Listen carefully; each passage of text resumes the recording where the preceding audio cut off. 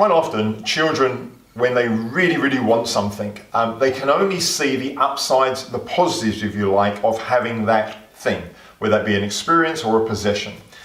And let's say, for example, as a parent, you decide that's not the best thing for them to have right now, and you're not going to actually allow them to have that. That obviously can create a conflict.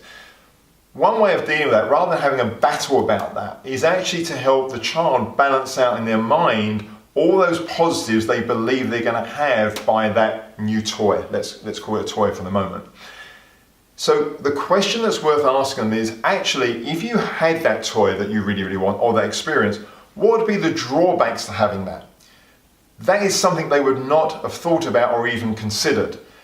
The excitement comes of having something because they can only see positives to it, they can only see advantages to it.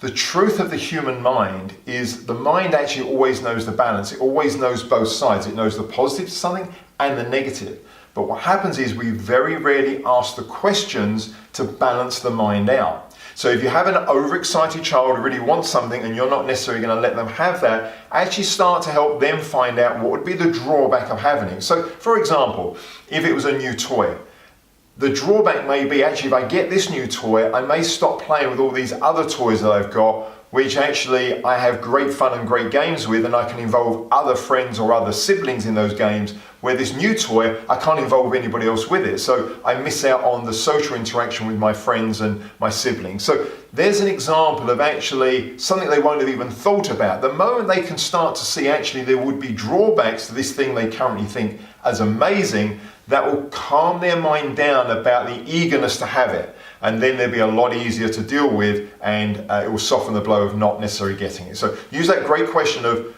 find out the drawbacks to something they currently believe is amazing, and you'll find you'll have a much more balanced child.